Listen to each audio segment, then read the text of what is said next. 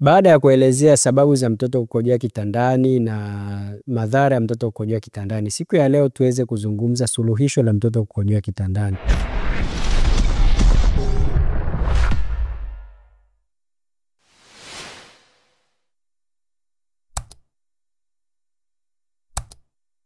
Suluhisho la mtoto wako kuweza kuacha kukojoa kitandani, kwanza niwe kumuelewa mtoto wako, kuzingatia yale tulioeleza mwanzo na kuweza kujua umsaidie vipi mwanao aache kukojoa kitandani. Katika sababishi cha kwanza chenye kusababisha mwanao aweze kukojoa kitandani ni ile hali ya sihir au kukumbwa na jini. Hali hii ina dalili zake. Mwanao akiwa analala usingizini anaweweseka ama anaonekana anatafuna ama kucheka mara kwa mara akiwa amelala, na hali zenye kuonesha dalili za sihiri zimemsibu mwanao, inakubidi umtibu mwanao tatizo hilo la sihir.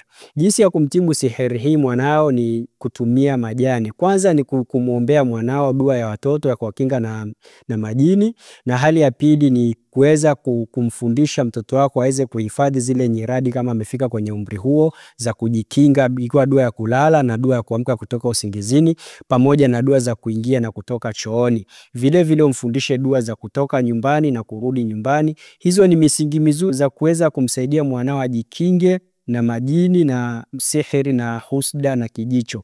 Ukishamzoesha mwanao hivyo, basi utakuwa umeshamkinga mwanao na majini na uchawi moja kwa moja. Epuka kumvisha mwanao hirizi ama kumchanja chale za kinga. Huo ni ushirikina na ujieke mbali na wenyewe kabisa.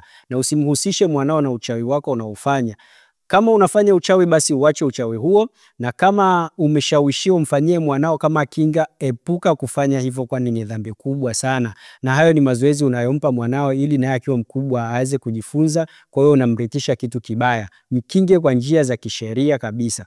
Jinsi ya kuweza kuondosha sihiri hii ni pamoja na kumsomea rukia kama itabidi, kama ni mtu mwenye kupandisha, na kama sio hivyo basi chukua majani ya kivumbasi kiasi, yachemshe, ama majani ya kivumbasi pamoja na majani ya mbaazi, majani ya mkunazi, majani ya mvuje. Sio lazima yote, baadhi ya majani hayo yake kwenye safuria, kisha yachemshe vizuri, muogeshe mwanao. Na hali hii ya kumuogesha mwanao kwa ajili ya kumtibu sihir isiwe tu ni kwa sababu ya kukojoa kitandani. Ukimwona mwanao anazubaa shuleni, anakuwa na usingizi wa kukatika katika na kushtuka, hali hizi jitahidi umtibu mwanao kwa majani hayo na hizo njia tumesema za kisheria za kumsomea.